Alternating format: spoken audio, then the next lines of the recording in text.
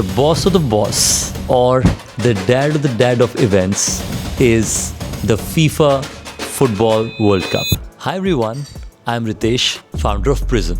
Often I'm told, how do we generate more kind of guests? How do we make sure destinations can be successful? Often, destinations are thought of as locations which have great infrastructure, which have great attractions, which have great activities, amusement areas, and so much more. But reality is, there is one format that is one of the biggest sources of crowd pullers, which is large global events. And as we call it, the boss of the boss or the dad of the dad of events is the FIFA Football World Cup. I know a lot of you may still call it soccer, but given I'm a purist, I may still get away by calling it football. This year, the United States of America is hosting the biggest sporting event possibly held ever in the history of mankind, which is the FIFA World Cup. It has probably the highest number of teams participating, one of the longest running qualifiers, and possibly the broadest number of cities across United States, Mexico, and Canada, which are hosting the World Cup. So one question that arises is, why do countries make these kind of investments? Now, you may see as a World Cup as ticket sales, which is you make a stadium, you get ticket sales, that's the opportunity. I'm an entrepreneur, so I don't accept just what's there at the top. I try and go inside.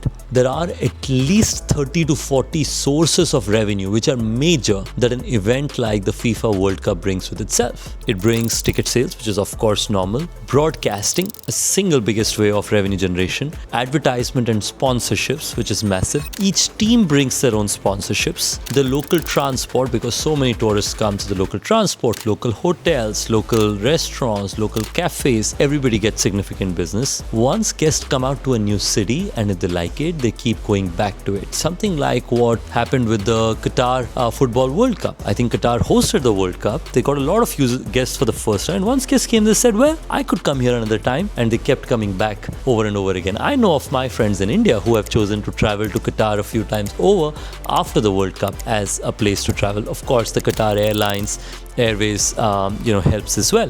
And of course, we are all looking forward to the Football World Cup coming to our neighborhood at the great kingdom of Saudi Arabia. Now, coming back, all of these sources of income were not started by the Football World Cup. The Football World Cup is just an outcome of what football has done in Europe to begin with. European football across various clubs. Of course, I'm a huge fan of Manchester City and Haaland, but I'm sure I have a lot of love for every other team, including Liverpool, Man United, Chelsea, Aston Villa, of course, who did a great job, and lots of other teams in England, but also more broadly across Spain, Portugal, Germany, I think some incredible France. Of course, PSG recently won the Champions League, so many congratulations to all the great clubs. But the clubbing culture has effectively, all of these clubs have created great opportunities of revenue. For example, I remember seeing the Spurs, the Tottenham Hotspurs, when they're building the new stadium, they designed it as probably one of the most sophisticated revenue generating stadiums. Right from the booking,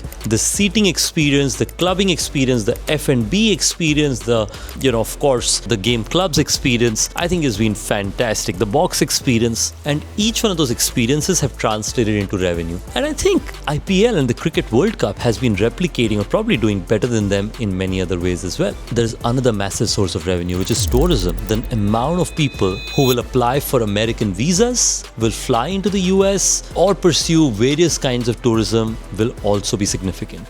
Most of all, it is the best way to demonstrate the soft brand of a country. A lot of people had never traveled to Qatar, but the first time they went and traveled for the World Cup, they felt something about the country which was very different from what one may have perceived or heard from their friends and family. I believe that's what can happen for each one of the nations that would host a large World Cup, and I think US is doing just that.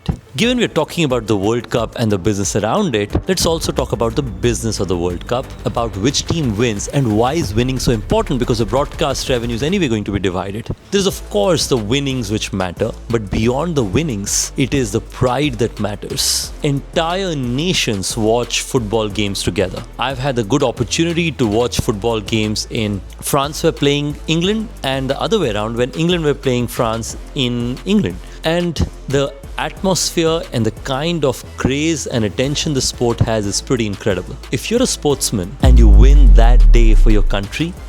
Beyond the sponsorships, the ad dollars that you will earn, just the pride of being a winner and the pride of being the son of the soil is so incredible that you want to win that. That is the highest stage and once in a lifetime. So it's commercially attractive for countries to host the Football World Cup. It's attractive for cities to host Football World Cup, because if I am a Los Angeles, I can open more hotels, get more tax revenue by occupancy taxes, by more vehicles on the street, by more stadium tickets to be sold, by more real estate investments, by more tourism, more flights coming in. There's just so many sources of income one can make, and today's world, most cities and countries have found a way to do it in low cost. It makes income for the broadcasters because they get advertisers. It makes income for the teams because they get sponsors. It makes money for individuals because they not only win higher level of sponsorships, like our friend Weber Suryavanshi. He's now come out to be the MVP, the orange cap holder, like almost every award that one can imagine at IPL has won, and that has allowed him to try and be possibly the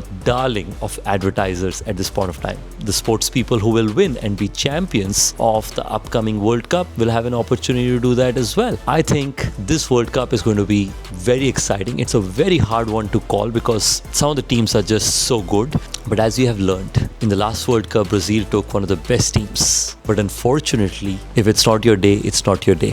And there were teams like Morocco, which came from nowhere and came out to be at the semi-finals. So my perspective is, at the Football World Cup, you got to sit back, relax, bite your nail, and then decide who wins and let the best teams win. I wish you all the very best and enjoy this World Cup this year. Well, I'd root for India if we were there, but unfortunately, India is not there yet. I'm sure we'll get there someday with the kind of talent we are building now. But, well, I think I wanted Argentina to win last time. But at the end of it, how well Mbappe and the French team did, I felt next time France should win. So I still feel like I'm rooting for France. But beyond them, I think Deutschland, Germany has a fantastic team. So I think they have a good chance. England, is Kane still leading the team? Yeah. So I think Kane deserves a win at some point of time. So I believe, the Three Lions have a chance.